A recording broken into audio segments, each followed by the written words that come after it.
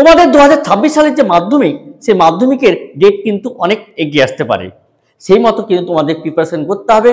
অর্থাৎ তোমাদের যে টেস্ট পরীক্ষা, সেই টেস্ট পরীক্ষা অক্টোবরের শেষে অথবা নভেম্বরের ফার্স্ট উইকের দিকে, এবং যে টেস্ট যে ফাইনাল পরীক্ষা মাধ্যমিকের, সেটা কিন্তু তোমার জানুয়ারির শেষের দিকে এগিয়ে আসতে পারে। অর্থাৎ 10 থেকে 15 দিন কিন্তু তোমার পরীক্ষা এগিয়ে আসতে পারে। সেই জন্য তোমাদের প্রিপারেশনটা কিন্তু একটু তাড়াতাড়ি কিন্তু এগাতে হবে। তোমাদের যে অঙ্কের সিলেবাস কিন্তু একটু তাড়াতাড়ি শেষ করতে হবে। তাই আর দেরি না করে শুরু করা যাক আজকের ক্লাস। আজকে আমরা শুরু করব 1.2।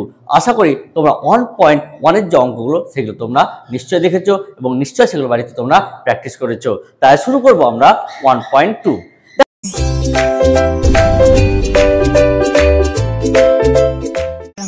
যে প্রথম যে অঙ্ক আছে, সেই প্রথম অঙ্ক বলছে নিচের প্রতি ক্ষেত্রে প্রদত্ত মানগুলি প্রদত্ত দ্বিঘাত সমীকরণের বীজ কিনা যাচাই করি।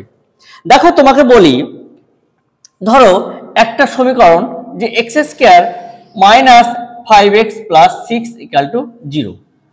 তাহলে এই সমীকরণের যদি বীজ 2 অথবা 3 ধরি, এই সমীকরণের বীজ এবং এই সমীকরণের বীজ 2 এবং 3 যদি আমি ধরি, তাহলে এই বীজগুলো যে এই সমীকরণের বীজ, এটা হবে কিনা আমরা কি করে বুঝবো?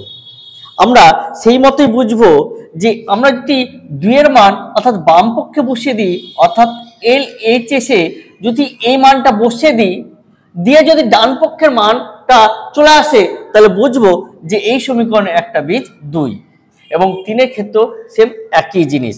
তাহলে একটু আমরা দেখে নিই যে এই 2 যদি এই সমীকরণে অর্থাৎ বাম পক্ষের রাশিমালাতে যদি বসে যদি এই ডান পক্ষ আমরা পেয়ে যাই, তাহলে আমরা বলতে পারি 2 হবে এই সমীকরণের একটা বীজ। তাহলে LHS কত? x² - 5x + 6। তাহলে 2 যদি বসাই, তাহলে 2 এর স্কয়ার 5 × 2 + 6, তাহলে কত? 4 - 10 + 6 = 0। তাহলে দেখো আমরা এটা ক্যালকুলেশন করে পেলাম 0, অর্থাৎ ডান পক্ষ কত আছে? 0, অর্থাৎ আর এইচ কিন্তু পেয়ে গেছি। তাহলে আমরা বলতে পারি যে এই সমীকরণের একটা বীজ কি হবে? 2 হবে। এবার 3 এই সমীকরণের বীজ হবে কিনা আমরা দেখি।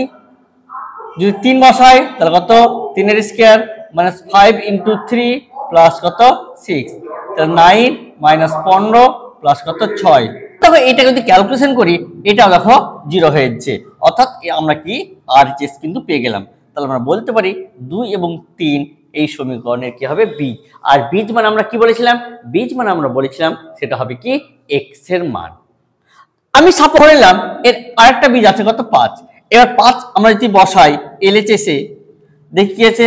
তাহলে 5 এর স্কয়ার 5 × 5 + 6, তাহলে 25 - 25 + 6, দেখো 25 কেটে গেল 6, অর্থাৎ নট ইকুয়াল টু কত? RHS। তাহলে দেখো আমরা যদি 5 বসালাম, 5 বসিয়ে দেখলাম এই ডান পক্ষের মানের সাথে কি মিলছে না, তার মানে এই 5টা এই সমীকরণের বীজ হবে না। তাহলে দেখো আশা করি তুমি এই জিনিসটা কিন্তু তুমি বুঝতে পেরেছো যে কোনগুলোকে আমরা বীজ বলবো আর কোনগুলোকে আমরা বীজ বলবো না। অর্থাৎ যে মানগুলো আমরা সমীকরণে বসিয়ে ডান পক্ষের মানটা পাবো বা ডান পক্ষের মানের সাথে কি হবে? মিলে যাবে, সেগুলোকে আমরা বলতে পারি যে এই সমীকরণে এগুলো হবে বীজ। আর যেটা মিলবে না সেটাকে আমরা বীজ বলতে পারবো না। অর্থাৎ বীজ মানে আমরা বলেছিলাম কি? x এর মান, মানে x এর ভ্যালু। এই টাইপের যে অঙ্ক, অর্থাৎ 1 এর যে 1, 2, 3, 4 এই 4টে অঙ্ক তোমার দিয়েছে যে যাচাই করো এই যে পাশের যে মানগুলো দিয়েছে, যে 1 প্রথম অঙ্কের ক্ষেত্রে বলছি 1 ও -1, দ্বিতীয় ক্ষেত্রে 0, 2 এবং তার জন্য একটা করে সমীকরণ দিয়েছে। এবার আমরা ওই মানগুলো বসিয়ে দেখবো যে ডান পক্ষের মানের সাথে কি মিলছে কিনা। যদি মিলে তাহলে ওগুলো বীজ, আর যদি না মিলে তাহলে সেগুলো কি বীজ হবে না। 1 এর 1 নম্বর দাগের অঙ্কটা কি বলছে? যে x² + x + 1 = 0। এখানে বলছে 1 এবং -1 এই সমীকরণের বীজ হবে কিনা তোমাকে যাচাই করতে হবে। তাহলে আমরা ধরে নিলাম যে LHS x² + x + 1, তাহলে 1 বসাচ্ছি, তাহলে 1 এর স্কয়ার +1 + 1, তাহলে কত? 3, তো নট ইকুয়াল টু কত? RHS। তাহলে এই 1টা কিন্তু এই সমীকরণে বীজ হবে না। তাহলে 1 যে প্রদত্ত সমীকরণের বীজ নয়।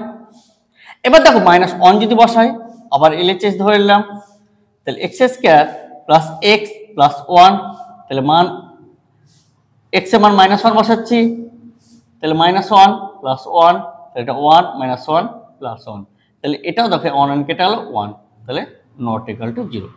তাহলে দেখো আমার কিন্তু ডান পক্ষ কিন্তু পেলাম না, তাহলে ডান পক্ষের সাথে কিন্তু ম্যাচ হচ্ছে না। ঠিক আছে, তাহলে আমরা বলতে পারি যে -1 প্রদত্ত সমীকরণের বীজ নয়। তাহলে 1 নম্বর অঙ্কটা হলো। এবার দেখো 2 নম্বর দাগের যে অঙ্কটা, সেই 2 নম্বর দাগের অঙ্কটা কি করব? তাহলে এখানে বলছে 8x² প্লাস 7x ইকুয়াল 0। তাহলে এখানে আমাকে যাচাই করতে বলছে 0 এবং -2 এই সমীকরণের বীজ হবে কিনা। তাহলে আবার দেখো, আবার এলএচএস ধরে নিচ্ছি, তাহলে 8x² প্লাস 7x, 0 বসাচ্ছি, তাহলে 8 × 0 তার স্কয়ার, 7 × 0, তাহলে দেখো 0, তাহলে এটা কত আমরা আরএস পেলাম। তাহলে দেখো এটা পেয়েছি, তাহলে আমরা 0 বলতে পারি যে এই সমীকরণের বীজ হবে। আবার দেখো -2 এর জন্য আবার করব যে এলএচএস সমান কত 8x², এটা কত 7x, তাহলে 8 × -2 তার হোল স্কয়ার, 7 × -2, 8 দেখো স্কয়ার আছে, স্কয়ারের জন্য এই মাইনাসটা প্লাস আসবে, তাহলে 4, এটা দেখো প্লাস মাইনাস মাইনাস, আর 7 দুগুণে 14, তাহলে 4 8 32 - 14, তাহলে কত 18, তাহলে নট ইকুয়াল টু কত আরএইচএস।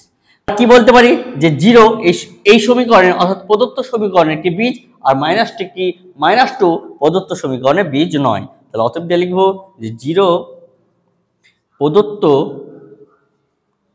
সমীকরণের বীজ এবং -2 প্রদত্ত সমীকরণের বীজ নয়। তাহলে দেখো আশা করি এই দুটো অঙ্ক বুঝতে পেরেছো। এবার দেখো 1-এর 3 নম্বর দাগের অঙ্কটা। এখানে কি বলছে যে x প্লাস 1/x ইকুয়াল 13/6। আমাকে যাচাই করতে বলছে যে 5/6, 5/4, 4/3, এই 4/3, 5/6 ও 4/3 এই প্রদত্ত সমীকরণের বীজ হবে কিনা দেখতে হবে। তাহলে আমরা এলএচএস ধরে নেব যে এলএচএস, তাহলে x প্লাস 1/x, তাহলে x এর ভ্যালু বসাও 5 × 6 প্লাস কত, এটা 1/5 × 6, তাহলে 5 5/6, তাহলে এটা কি হবে উল্টে যাবে, তাহলে এটা কত হবে 6/5, লসাগু কত 30, তাহলে আমরা নিয়মটা কি এই 6 দিয়ে ভাগ করে দাও, তাহলে 6 দিয়ে 30 কে ভাগ করলে 5, এই 5 এর সঙ্গে এই 5 কি হবে গুণ, তাহলে এটা 25, এটা দেখো 5 6 30, তাহলে ভাগফল 6, 6 এর সাথে দেখো 6 গুণ করো, তাহলে 36, তাহলে তোমার কত হচ্ছে 6 আর 5 11, 3 আর 2 5, আর 6, তাহলে কত 30। তাহলে দেখো এটা নট ইকুয়াল, আমরা কি বলতে পারি যে আরএইচএস বলতে পারি, কারণ আরএইচএস কত আছে 13/6, কিন্তু আমরা পাচ্ছি কত 61/30। তাহলে আমরা বলতে পারি যে এই 5/6 এই প্রদত্ত সমীকরণের বীজ নয়। তাহলে এবার 4/3 এর জন্য দেখবো, তাহলে এলএচএস, তাহলে কত x প্লাস 1/x, তাহলে এটা কত হবে 4/3 প্লাস 1/4/3, তাহলে 4/3 প্লাস, তাহলে এটা কি হবে উল্টে যাবে, তাহলে এটা কত হবে 3/4, তাহলে লসাগু কত 12, নিয়মটা কি 3 দিয়ে ভাগ করে দাও, তাহলে কত 4, 4 4 16, 4 দিয়ে ভাগ করো 3, তাহলে 3 পাবো, এই 3 থেকে 9, তাহলে কত 25/12, তাহলে কিন্তু আমার আছে কত 13/6, তাহলে কিন্তু এটাও কিন্তু তোমার মিলল না। তাহলে দেখো, তাহলে আমরা 5/6 ও 4/3 যেহেতু তোমার এটা নট ইকুয়াল আরএইচএস, তাই আমরা বলতে পারি যে 5/6 এবং 4/3ও কিন্তু এই সমীকরণের প্রদত্ত সমীকরণের তোমার কি হবে না, বীজ হবে না। এবার দেখো যে 4 নম্বর অঙ্ক, সেই 4 নম্বর দাগের অঙ্কটা কি বলছে যে x² মাইনাস √3x - 6 = 0। তাহলে এখানে আমরা ভ্যালু দেখতে হবে কত -3 আর 2 √3 এই দুটো তার বীজ হবে কিনা। তাহলে আবার একই নিয়ম যে LHS, তাহলে x square minus √3x minus 6, যদি মাইনাস √3x এর জায়গায় বসিয়ে দিই তাহলে √3 ইন্টু মাইনাস √3 মাইনাস 6, তাহলে স্কোয়ার আছে, স্কোয়ারের জন্য মাইনাসটাকে প্লাস, আর এই স্কোয়ারের জন্য এই রুটটা উঠে এটা অনলি কত হবে 3। দেখো এখানে মাইনাস মাইনাস কি প্লাস, √3 ইন্টু √3 গুণ করলে 3 মাইনাস 6, তাহলে দেখো এটা যদি ক্যালকুলেশন করি এটা 0, তাহলে আমরা বলতে পারি RHS, অর্থাৎ ডান পক্ষের যেহেতু মান 0, আমরা কত পেয়েছি 0, তাহলে ডান পক্ষের সাথে কিন্তু মানটা তোমার মিলে যাচ্ছে। তার মানে মাইনাস √3 এই প্রদত্ত সমীকরণে কি হবে একটা বীজ হবে। এবার 2√3 এটার জন্য আমরা একটু যাচাই করে নিই কি বলছে, যে LHS কত হবে x square minus √3x minus 6, তাহলে 2√3 তার হোল স্কোয়ার √3 ইন্টু 2√3 মাইনাস 6, তাহলে এটা দেখো এই স্কোয়ারটা 2 এর উপর আছে 4, আর অর্থাৎ 2√3 তার স্কোয়ার, তার মানে এই স্কোয়ারটা 2 এর উপর আছে তাহলে কত 4, আর এই স্কোয়ারটা √3 উপর হলে অনলি 3 হবে, তাহলে এটা কত 12, তাহলে এটা কত পেলাম 12। এটা দেখো তাহলে √3 ইন্টু কত 2√3, তাহলে 2 আর √3 গুণ করলে অনলি 3, তাহলে কত এটা 6 কিন্তু পেলাম, তাহলে -6 -6, দেখো 12 - 12 = 0, তার মানে RHS। তাহলে দেখো আমরা দুটোর ক্ষেত্রে অর্থাৎ এই মানের জন্য এবং এই মানের জন্য ডান পক্ষ কিন্তু মিলে গেছে, তাহলে আমরা বলতে পারি এই যে প্রদত্ত সমীকরণের -√3 এবং 2√3 এই দুটোই কিন্তু প্রদত্ত সমীকরণে কিন্তু বীজ তোমার হবে। এইবার দেখো 2 নাম্বার দাগের অঙ্কগুলো কিন্তু তোমাদের অবজেক্টিভে কিন্তু আসার একটা কিন্তু খুব চান্স আছে। তো 2 নাম্বার দাগের যে অঙ্কটা, সেই অঙ্কটা কি বলছে, 2 নাম্বার দাগের 1 অঙ্কটা এখানে কি বলছে যে k এর কোন মানের জন্য 7x² + kx - 3 = 0 দ্বিঘাত সমীকরণে একটা বীজ কি হবে 2/3 হবে। তাহলে কি বলছে যে 7x² + kx - 3 এই সমীকরণের একটা বীজ কত বলছে 2/3 হলে k এর ভ্যালুটা তোমাকে বের করতে হবে। এই বীজ মানে কি বলতে পারি আমরা x এর মান কিন্তু এটা আমরা বলতে পারি যে x এর মান যদি 2/3 হয় তাহলে k এর মানটা কত হবে। তাহলে আমরা কি করব যে এই x এর মানটা এই সমীকরণে বসিয়ে দেব, অর্থাৎ যেখানে যেখানে তুমি x পাবা সেখানে সেখানে তুমি কি এই 2/3 কিন্তু বসিয়ে দাও। বসিয়ে তুমি যদি এটাকে সমাধান করে নিতে পারো তাহলে কিন্তু তুমি কিন্তু k এর ভ্যালু কিন্তু তুমি পেয়ে যাবা। তাহলে তুমি বসাও, তাহলে কত হবে দেখো, বা 7 × 2/3 তার হোল স্কয়ার প্লাস k × 2/3 - 3 = 0। এবার দেখো এটাকে ক্যালকুলেশন করব, তাহলে কত হবে 7 × যেহেতু স্কয়ার আছে তাহলে এটা কত 4/9 প্লাস 2k/3, আর এই 3টাকে ডান পক্ষে নিয়ে গেলে দেখো মাইনাস আছে এটা কি প্লাস হয়ে গেল, তাহলে এটা কত 428/9 2k/3 = 3, তাহলে লসাগু কত হবে 9 আর 3 এর, তাহলে 9 লসাগু হবে, তাহলে 28 প্লাস এটা কত হবে 3 দিয়ে ভাগ করো তাহলে 3, তাহলে 3 দুগুণে 6k = 3, তাহলে ক্রস মাল্টিপ্লিকেশন করছি তাহলে 28 প্লাস কত 6k = 27, তাহলে 6k সমান সমান 27 মাইনাস কত 28, বা 6k = কত -1, তাহলে k = -1/6। তাহলে দেখো আশা করি তুমি এই অঙ্কটা যেটা সেটা তোমরা এইভাবে তুমি কি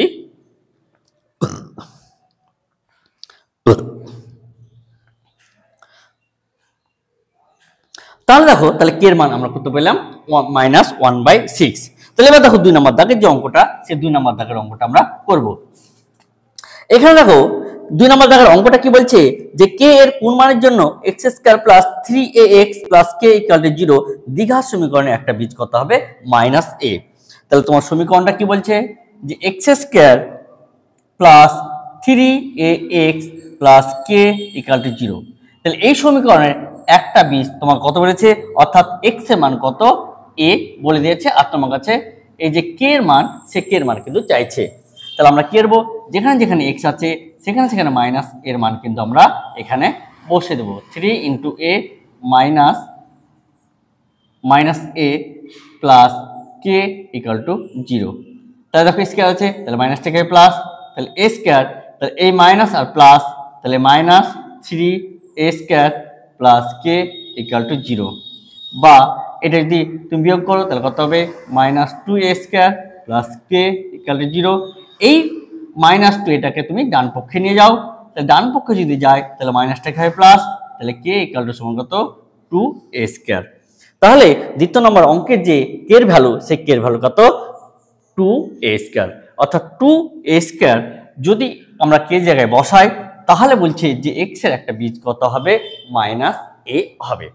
তাহলে এই অঙ্কগুলো কিন্তু তোমাদের মাধ্যমিকে কিন্তু অবজেক্টিভ হিসাবে কিন্তু এসে থাকে। দেখো 3 নম্বর দাগের অঙ্কটা, এখানে কি বলছে যে ax² plus 7x plus b equal 0। এই সমীকরণে অর্থাৎ বীজ বলে দিয়েছে, x এর মান তোমাকে কত বলেছে 2/3, আর এটা কত -3 বলেছে। তাহলে a আর b এর মান তোমাকে কি করতে হবে, বের করতে হবে। তাহলে দেখো x এর মান প্রথমে আমরা কত, যে x সমান -2/3 বসিয়ে, তাহলে বসে দাও যেখানে যেখানে x আছে, তাহলে a ইন্টু 2/3 তার square plus 7 into 2/3 plus b equal to 0। তাহলে a ইন্টু তাহলে 2 এর স্কয়ার মানে 4, তাহলে 4/9 14/3 প্লাস b ইকুয়াল টু কিন্তু 0। তাহলে এটা কত হবে 4a/9, এটা 14/3 প্লাস b ইকুয়াল টু 0। তাহলে লসাগু করে দাও, লসাগু করলে কত হবে 9, তাহলে এটা 4a, তাহলে 3 ভাগ করলে ভাগফল 3 3 14 42, আর এটা কত 9b ইকুয়াল টু 0। তাহলে ক্রস মাল্টিপ্লিকেশন করে দাও, তাহলে 4a plus 42 plus 9b equal to 0। তাহলে 4a plus 9b equal to -42। এটাকে তুমি 1 নম্বর ইকুয়েশন দিয়ে দাও। আবার x সমান -3 বসছি, তাহলে বসে দাও, তাহলে a ইন্টু -3 তার whole square plus 7 into -3 plus b equal to 0। তাহলে এটা কত হবে 3 এর দেখো -3 এর স্কয়ার, তাহলে এই স্কয়ারের জন্য -3 প্লাস, তাহলে এটা কত 9a, এটা কত তোমার -21 প্লাস b ইকুয়াল টু 0। তাহলে 9a প্লাস b সমান কত এই 21 হবে। এটাকে দ্বিতীয় নম্বর সমীকরণ আমরা দিয়ে দিলাম। এবার দেখো আমরা 1 এবং 2 কে অপনয়ন পদ্ধতিতে আমরা এটাকে ক্যালকুলেশন করতে পারি, তুমি তুলনামূলক করতে পারো, সেটা তোমার ব্যাপার, তুমি কি করবে। তো আমি এখানে কি করছি, আমি এখানে অপনয়ন পদ্ধতি ইউজ করছি। তাহলে প্রথমে দেখো আমরা এই বিটাকে আমরা তাড়াবো, অর্থাৎ বিটাকে অপনয়ন করব। তাহলে বিটাকে যদি অপনয়ন করতে হয় তাহলে 2 নম্বর ইকুয়েশনকে আমরা 9 দিয়ে গুণ করছি। তাহলে এটা কত হবে 1 গুণ 1 মাইনাস 2 গুণ 9 করে, তাহলে কত হবে 4a plus 9b equal to -42। আর এটাকে আমরা কত দিয়ে গুণ করছি 9 দিয়ে গুণ করছি, তাহলে 81a, তাহলে কত প্লাস 9b ইকুয়াল, তাহলে কত হবে 9 দিয়ে যদি গুণ করি 9 কে 9 9 দুগুণে 18, তাহলে বিয়োগ করছি, তাহলে মাইনাস মাইনাস মাইনাস, তাহলে দেখো এটা এটা কেটে গেল, তাহলে দেখো তাহলে এটা কি মাইনাস, তাহলে 81 থেকে দেখো 4 বাদ দাও, তাহলে 81 থেকে যদি 4 বাদ দিই তাহলে -77a। আর এখান থেকে দেখো এটাও -42, এটা -189, তাহলে দুটো কি হবে যোগ হয়ে যাবে, তাহলে -9 আর 2 কত 11, 8 আর 4 12, আর 1 13 2। দেখো আমরা এটা পেয়েছি, তাহলে a সমান সমান তাহলে কত লিখতে পারি -231 বাই -77, তাহলে বা তাহলে a সমান সমান তাহলে মাইনাস মাইনাসে প্লাস, দেখো এটা 3 দিয়ে যদি কাটি তাহলে কিন্তু এটা মিলে যাবে, যে 3 7 21 3 7 21 22 27। তাহলে এর যে ভ্যালু, এর ভ্যালু কত পেলাম 3 পেলাম। তাহলে এর ভ্যালু আমরা কি করব এই 2 নম্বর সমীকরণে বসিয়েছি, যে a সমান সমান 3 2 নং সমীকরণে বসিয়ে, তাহলে কত হয়ে গেল যে 9 × 3 প্লাস b ইকুয়াল টু 21, তাহলে 27 প্লাস b ইকুয়াল টু 21, তাহলে b সমান সমান দেখো -6। তাহলে এর ভ্যালু পেলাম 3 এবং b এর ভ্যালু পেলাম কত -6। তাহলে দেখো আশা করি অঙ্কটা বুঝতে পেরেছো। এর পরবর্তী ক্লাসে আমরা যে অঙ্কগুলো করব সেটা হলো কি 4 নাম্বার যে দাগের অঙ্ক সেগুলো। তাহলে এইখান থেকে কিন্তু প্রত্যেকবার প্রত্যেক সালে কিন্তু একটা অঙ্ক তোমার এসেই থাকে।